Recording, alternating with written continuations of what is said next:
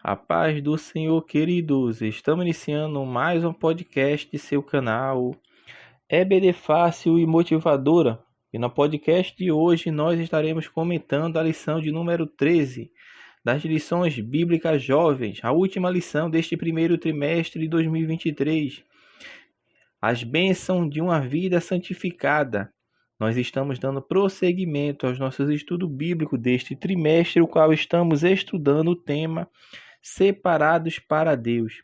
E nesta última lição estaremos comentando as bênçãos de uma vida santificada. Então, meus amados irmãos, hoje estaremos encerrando mais um trimestre pela graça de Deus e estaremos dando continuidade, encerrando o trimestre, na verdade, comentando sobre essa bênção, essa vida santificada, as bênçãos que vêm sobre aquele que tem a sua vida santificada, porque na verdade o tema do trimestre foi santificação. E o autor introduz essa lição falando justamente disso, que a pessoa, quando ela se converte a Cristo, ela é inserida no corpo, porque essa inserção no corpo de Cristo é o que nós chamamos de inserção, de santificação inicial, que acontece por meio da justificação e da regeneração. Quando a pessoa agora é uma nova criatura, ele nasceu de novo, ele passa agora a ser novidade de vida e começa a viver agora para Cristo. Nessa santificação inicial ele é inserido e ele passa agora a viver lutando no seu dia a dia para vencer as tentações que hão de vir sobre a sua vida. E é nesse aspecto que é a santificação progressiva, a santificação contínua. É a que o crente leva no seu dia a dia, a cada dia que passa. Porque cada dia que passa, o crente está dando um passo para o céu. É claro, andando em santificação. E o autor vai falar nesse primeiro tópico, trazendo as bênçãos da paz com Deus. Ele vai dar início falando sobre a graça da paz com Deus. Ele vai mostrar essa paz que vem de Deus. A lição deste domingo está baseada no capítulo 5 de Romanos e ele vai tomar alguns versículos como base para falar nesse subtópico. Nesse primeiro tópico ele vai falar a graça da paz com Deus, porque nós somos justificados pela fé, temos paz com Deus por nosso Senhor Jesus Cristo. Então o autor aqui vai enfatizar que a paz que o crente tem não é a paz que o ímpio acha que tem. O ímpio, na verdade, ele é iludido com a falsa paz, com a paz que ele hoje está bem, mas amanhã ele já não vai estar, porque ele não tem a paz que tem o crente. E o autor deixa isso bem claro, usando o texto de Romanos, que nós temos paz com Deus é por nosso Senhor Jesus Cristo. Então, quem tem paz, meu irmão, é aquele que está firmado em Jesus Cristo. Esta reconciliação que Cristo nos outorgou através da justificação é isso que traz a nossa paz com Deus. Pois nós estávamos, sim, condenados pelo castigo, mas a Bíblia nos diz que o castigo que nos traz a paz estava sobre Cristo. Então é sobre Cristo que estava aquilo que tiraria a nossa paz, ou seja, Cristo pagou o preço. O preço foi pago pelo sacrifício, e o sacrifício de Cristo fez isso. Ele tirou a separação que existia. Ele deu acesso à bênção, a essa primeira bênção que o autor está falando, que é paz. É ter paz com Deus, é paz. O autor prossegue falando sobre a bênção do acesso constante à graça de Deus. Porque também temos entrada pela fé a esta graça. Nós temos sim, meu irmão, acesso constante à graça de Deus. Jesus redimiu o pecador da condição de inimigo de Deus, porque estávamos afastados de Deus. Mas hoje ele nos santificou, nos justificou e nos regenerou. E tudo o que Cristo faz é contrário àquilo que a culpa, através do pecado, faz com o homem, porque a opressão deixa o homem debaixo dessa culpa e é solidão espiritual, e o homem não tem força nem consegue agir se o Espírito Santo de Deus não o mover para que ele venha aos pés de Cristo, para que ele tenha certeza de que Deus enviou seu Filho e morreu por ele. Então a graça de Deus ela é alcançada somente pela fé. Ela fortalece o crente para que o pecado não tenha mais domínio sobre ele. E a bênção da esperança da glória é que nos faz também. Pois observe que essas bênçãos da paz com Deus é isso, é a graça de Deus, da paz com Deus que nós alcançamos, a bênção do acesso constante à graça de Deus e a bênção da esperança da glória de Deus, que é o que o autor aos Romanos fala no versículo 2 do capítulo 5. E nos gloriamos na esperança da glória de Deus. É sobre essas pessoas, sobre nós que temos a certeza dessa salvação que Cristo nos outorgou. É sobre nós que repousa, meu irmão, a grande esperança da manifestação da glória de Deus. Quem vive debaixo das mãos de Deus, nos estatutos, nos caminhos estabelecidos por Deus, ele tem a certeza de que a bênção da esperança da glória futura há de vir sobre a sua vida, porque ele hoje está inserido no corpo de Cristo e faz parte da igreja dos santos salvos. A Bíblia nos fala que os santos são transformados de glória em glória. Isso ele está falando da nossa santificação contínua e progressiva, a qual estamos militando ainda. E é justamente nessa militância com a qual estamos combatendo aqui na terra que é que nos tornamos participantes da glória de Deus, como herdeiro de Deus juntamente com Cristo e co-herdeiro para serem glorificados na santificação final.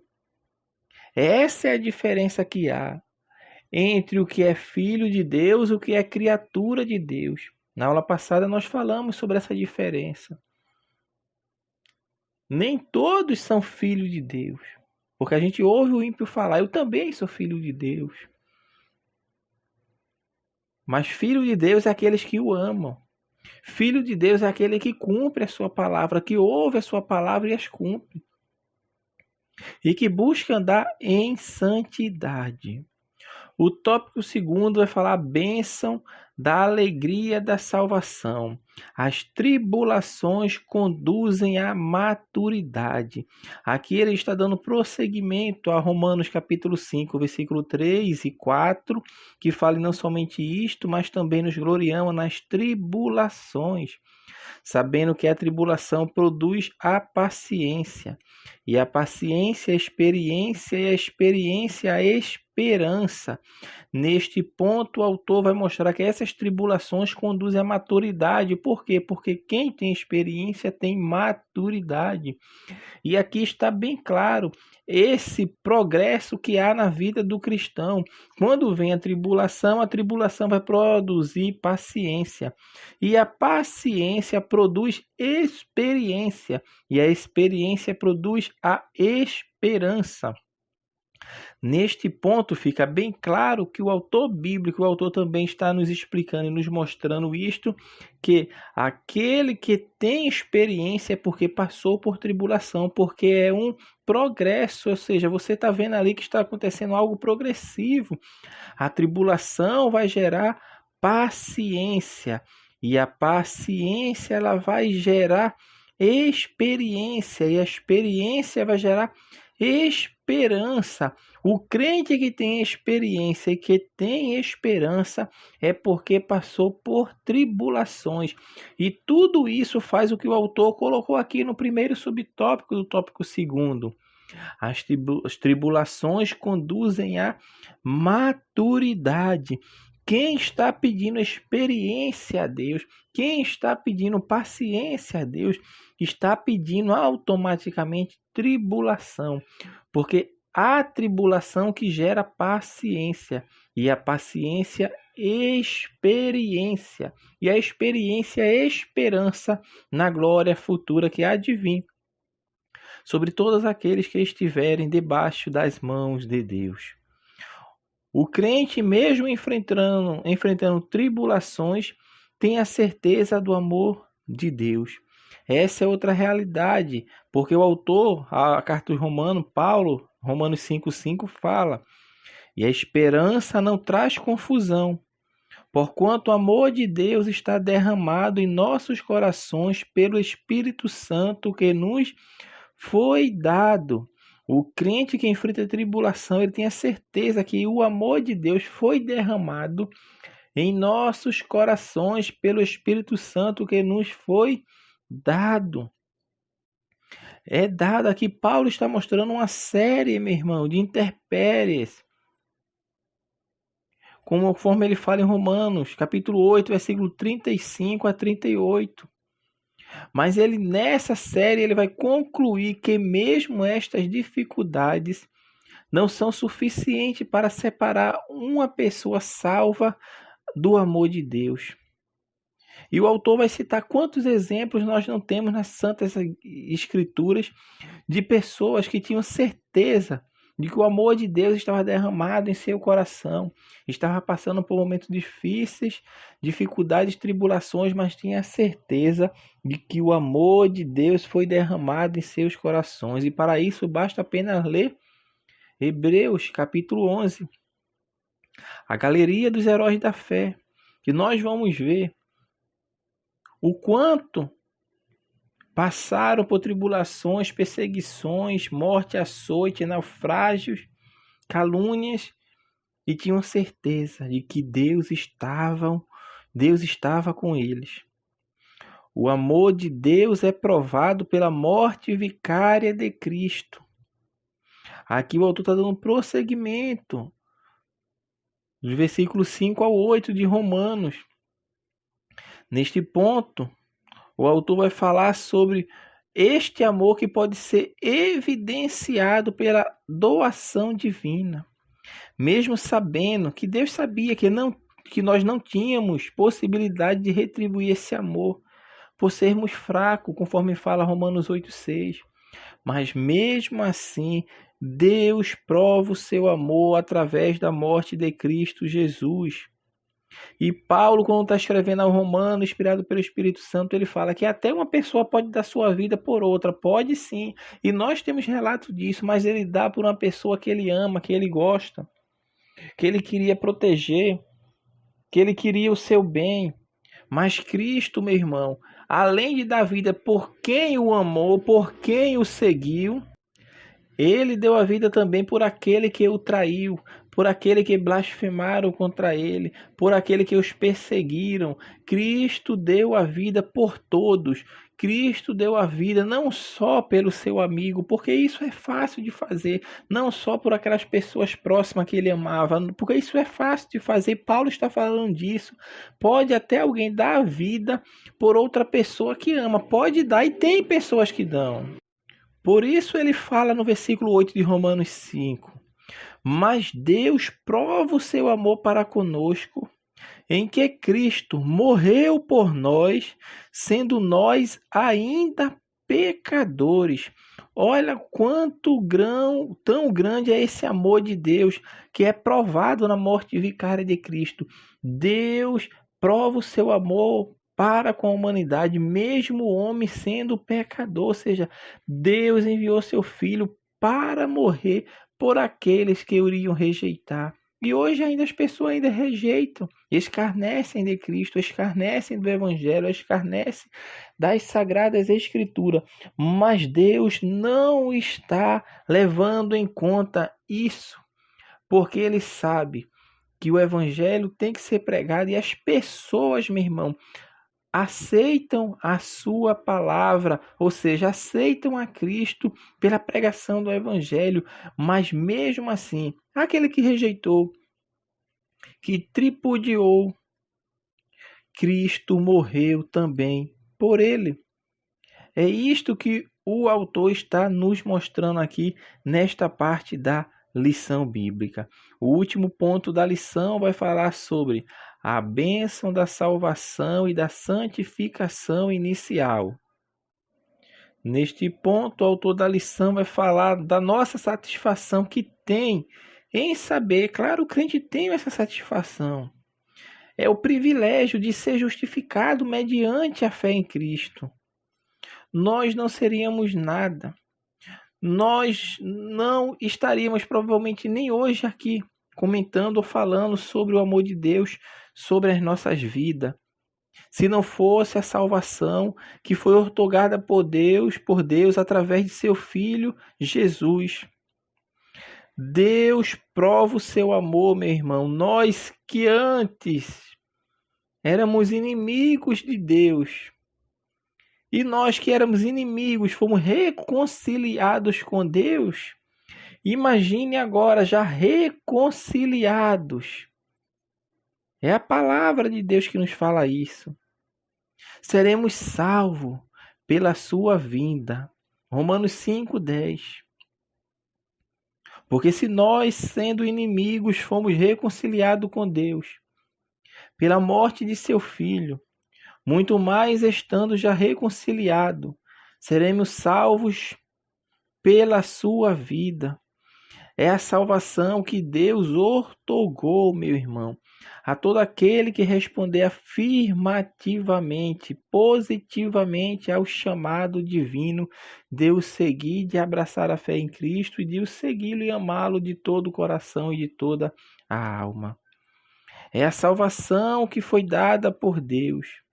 E essa salvação, meu irmão, para que ela de fato culmine com a vinda de Cristo, se Cristo vier, ou se você morrer, ou se eu morrer, o que garante essa salvação na nossa vida é a santificação, porque está claro nas Sagradas Escrituras que o que mantém a salvação do crente é a santificação. Por isso nós estamos falando ao longo deste trimestre dessa santificação inicial, que é a inserção no corpo de Cristo, quando o homem aceita a Cristo, ele é regenerado e justificado, e a santificação contínua ou progressiva, que é a manutenção da salvação que nos foi outorgada por Cristo. E isso o autor Hebreus deixa bem claro em Hebreus 12:14. Segui a paz com todos e a santificação, sem a qual ninguém verá ao Senhor. A manutenção da salvação é através da santificação. A palavra de Deus nos fala: sede santo porque eu sou santo. Deus chama o crente para ser santo. O que é ser santo? É ser separado. Quem é santo é quem está nessa vida. Quem morreu já passou, meu irmão. Já passou. Se ele foi santo aqui, seguiu a Deus nessa vida, ele vai alcançar a salvação da sua alma. Mas se não foi, não será. Santo é aqueles que estão aqui nesta terra, aqueles que servem a Cristo, que andam com Cristo. E isso é muito claro nas Escrituras. Quando Paulo mesmo está escrevendo, ele fala: os santos da igreja tal, aos santos. Por quê? Porque ele entendia que santo é quem está vivo, quem procura andar em santidade, fazendo a vontade de Deus. E quem faz isso, mesmo que morra, viverá, conforme Cristo falou. Isso ele está falando da salvação futura e a glorificação. E essa glorificação é alcançada com a redenção do corpo, que é o que nós chamamos de santificação final. A santificação final ou glorificação é o estado perfeito. Quando Cristo nos justifica, nós que estávamos debaixo da condenação do pecado já não estamos mais, ou seja, fomos libertos da condenação do pecado. Isso é a justificação. A santificação, ela nos dá força e nos faz caminhar para termos e resistirmos à tentação. É o poder de Deus, porque o Espírito Santo agora passa a habitar na vida do crente. E quando tem o Espírito Santo, o crente, na sua vida, ele anda em santificação. Ou seja, então santificação é a minha luta, é a minha batalha no meu dia a dia, para resistir ao pecado. Então a justificação é a condenação do pecado que estava sobre a minha vida e não está mais, porque fui justificado. A condenação do pecado não está mais na vida do crente. A santificação progressiva ou contínua é a luta que o crente tem para resistir ao pecado. E a santificação final, que é a glorificação, é a ausência plena, total, completa do pecado. O crente não vai estar mais sujeito a pecar. Glorificação do corpo é estar em estado perfeito. Glorificação do corpo é ter o corpo transformado, como o apóstolo Paulo fala. Aquilo que era corruptível se revestiu de incorruptibilidade, e aquilo que era mortal se revestiu de imortalidade. É a salvação futura, é a glorificação. É isto que aguarda todo crente salvo em Cristo, que peleja cada dia, porque foi inserido no corpo. Santificação inicial, está vivendo, andando em comunhão com Cristo. Santificação progressiva. E se Cristo não vier até o homem ou a mulher crente morrer, vai ser transformado. Mas se morreu em Cristo, vai ser também transformado e receber o seu corpo glorificado, que é o que nós chamamos de santificação final. Assim, meus irmãos, nós estamos encerrando a última lição deste trimestre. Então, na lição de hoje, comentamos a lição 13, as bênçãos de uma vida santificadora. Na descrição desse vídeo temos um teste online, tanto da lição quanto do trimestre. Um teste abençoado com 50 questões para você levar para os jovens da sala de vocês. É um teste excelente, não só do jovem, mas também na lição de adultos. Nós fornecemos uma revisão geral do trimestre. Abençoado! Não deixe de levar o teste online para a sua igreja. É de grande importância para que os alunos venham a interagir e testar os seus conhecimentos, porque o teste é baseado unicamente na lição bíblica. Que Deus abençoe aos irmãos e até o nosso próximo trimestre, se assim Deus permitir.